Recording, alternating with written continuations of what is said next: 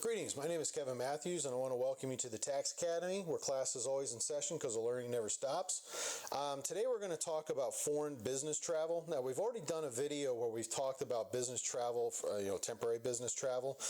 We didn't really talk about foreign aspect. I mean, I brought it up a little bit just because I said that's kind of our background. And for those of you who haven't watched the video, please go ahead and watch it. I think it'll actually, is a good supplement to this. But if you want to choose to ignore my advice and not watch it, I'm going to go ahead and repeat one part of the video that we said there.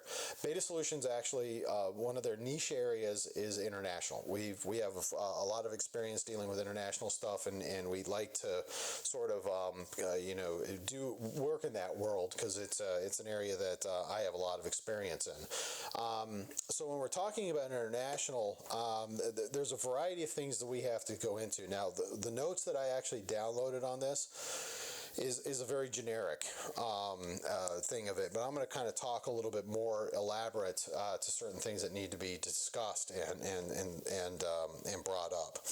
So just like under most general business travel, if you're going to do the trip, you get to deduct anything that you would on a regular business trip. You can deduct travel costs, meals at 50%, lodging, some incidental costs such as laundry and dry cleaning. The thing that we tend to notice that causes a lot of trouble with foreign travel, let's be honest, if you work in a job where you do a lot of foreign travel, it's kind of cool. You could say, yeah, I just got back from Paris. I used to be an officer in the Navy, and I used to fly in the back seat of the P-3 aircraft, and so many of my friends who used to sit in the front seats, who are aviators, now are pilots with the airlines. And I have one friend in particular. I won't name his name because I haven't gotten permission to break this out to him.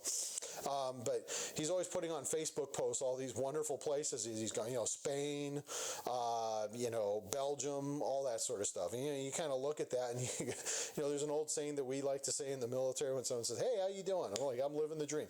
This guy's living the dream. Okay, he gets to travel all around the world, all over Europe, have fun, as someone else pays for it. It's a great deal. Okay, now in his case, obviously it's 100% for business. It's not like he's saying, I'm going to Brussels to be in Brussels because I want to hang out there. However, because of the airline regulations, when he flies to a city overseas, he has to be given a certain amount of time off. And of course, if you got time off and you're already there, you might as well go ahead and enjoy yourself. But the purpose of his trip is 100% business. Where we start running into some problems with this is that sometimes it's not always for business. Okay, very good example. When I was, I'm currently getting a doctorate degree in human and organizational learning. There's these conferences all over the world, and so in theory, if I was a full-time professor and I wanted to go to these conferences, maybe I go to the conference and say, I go to the conference and the conference lasts 3 days, and I say, so after 3 days, I'm like, you know what? I want to hang out here for another week. Now I've created an issue because now not 100% of my trip is for business. It's also partially for personal. And so now I have to start doing a lot of splitting out what is the cost of this, cost of that, blah, blah, blah. Which is one of the reasons why when you talk to a lot of your companies and they say, hey, well, Kevin, we're going to be sending you over to Europe for, a 3-day event. You'll fly there and then fly back, and you kind of go, hey, can you extend that return date by about 4 days so that I can get out there and go ahead and hang out and do stuff? Some companies will flat out come out and be, no, we're not going to let you do it. It's not that they want to be mean people. It's just that you're endangering the deductibility of their business trip now. Okay, or even worse, in order to maintain their full deductibility of it, they have to include part of what is used for the personal portion of that in your pay, and that gets very wonky. So there's a lot of companies that say, you know what, we don't want to deal with it, so we're not going to let you do it. And that kind of goes into a lot of the stuff that they have. So one of the aspects of this is that there's the 25% rule. And so basically what happens is if the trip does not last for more than a week, no allocation is required. Personal days is less than 25% of the total time. So say, for example, I'm going there on a business trip and I'm there for 5 days. Okay. And I asked them to extend the day by 1 day. Okay, so now it's a 6-day trip, one of which is personal, 5 are not personal. So what's going to end up happening is that you're going to take, of the 6 days, it's about 16%. So that, because that's not greater than 25%, there's no allocation that they have to deal with. And if you it kind of makes sense that the IRS would kind of have this bright line test. And one of the reasons for it is, this is what they call sort of a safe harbor. It's not basically it's the IRS saying, look, there's certain things that we're just not going to pursue, and that's one of them. If it's less than 25%, don't worry about it. We're not going to come after you for it. And that sort of allows for a little bit of a wiggle room, because if you think about it, say I go on those 3 days of my trip, and there was no safe harbor, and they tried to schedule my flight, and the next flight availability just happened to be 8 hours later than when the conference closes. So I decide, hey, I'm in Frankfurt or Berlin or whatever. I'm going to go ahead and I'm going to walk around. Does that count as a personal time? Yeah, it does. But the IRS is going to be like, are you serious? I mean, come on.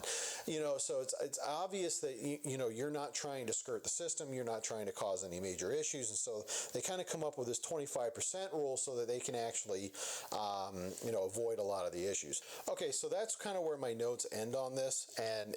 But there's a portion of this I really want to talk about, and part of the reason why is because, like I said, this is a foreign trip. Where this really gets a lot more complicated than my notes really got into, I think that they were focusing on the trip itself and not on some of the additional tax implications that can happen with that. When I worked at the Big Four, and then when I later on worked in my own practice, and we talk about international travel, there's certain time gates that we have to worry about. In the previous video that we talked about with trips, we talked about the big time gate, which is 1 year or less for temporary. 1 year or more is not considered temporary, and therefore a lot of the deductibility on things goes away. In the international realm, the deductibility is still going to be on that 1 year or less, or the 1 year or greater.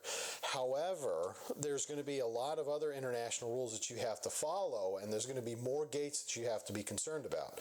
A very good example is that in some countries, if you're going to be there for 30 days or more, you're required to withhold payroll on this individual and remit it to the respective country. Yes, they may not be required to file a tax return because it's a treaty country, but you're still required to withhold payroll. Okay, and then some have a 30-day gate, some have a 60-day gate, some have a 90-day gate. Then the other big gate that we worry about is 180 days. If your trip is for 180 days or less, and you're going to a tax treaty country, for example, chances are you're probably not going to have to file a tax return, but there's certain rules that you have to get around, and we have to work on that. Say you go there and your trip lasts 9 months. Now you're going to probably have to file a tax return, but maybe, we could get, where some of the income is not going to be taxable because of some other rules, or it becomes taxable in the other country, but then there's no taxability here in the United States on your income while you're over there. So there's a huge amount of work that can be done in order to make these things a little bit more efficient. But if you don't know about the rules, what's going to happen is you're sending your employee overseas thinking everything's hunky-dory, and next thing you know, they come back and they say, I just got this thing for the HMRC, which is basically the IRS version for the United Kingdom, and they're telling me I owe them 15,000 pounds in taxes. Which what's going on with this? And now you've just created a problem for your client. The client's of course coming back to you and saying, well, I went over there because it was a business trip. This was a business expense. You should be paying it. And then you're kind of going, whoa. We didn't say we were going to pay any of your taxes. And you see how it kind of gets a little bit complicated. There's ways to fix this. It's not complicated. There's ways we can do it, and it's sometimes it just requires a short-term conversation with us, help you draft the assignment letter to make sure that things get done correctly, and then everything gets set up correct. That's not in my notes. I just wanted to kind of bring that out because that is an area that we do a lot of work in. It's an area that I would like to do a lot more work in because it's something that I noticed that a lot of companies tend to really respect, and so it's just something that I would like to kind of put out there. Okay, thank you very much for watching this video. My name is Kevin Matthews. I want to thank you for visiting the Tax Academy, where class is always in session because the learning never stops. If you have a question that you want to ask the group as a whole, go ahead and leave it in the comment box below. I'll get back to it as soon as when it comes up as notification in my inbox. And then if you want to reach out to me for more personalized one-on-one questions that you think are, or even, at the secret level, please feel free to contact me on my going through my website, which is www.betasolutioncpa.com. Again, that's www.betasolutioncpa.com. And then the third thing that I'd like to tell you is that if you like this video, please go ahead and hit like. And if you like the video series, we'd really appreciate it if you go ahead and hit subscribe. That way we can go ahead and get the word out about all this. Again, thank you very much for watching.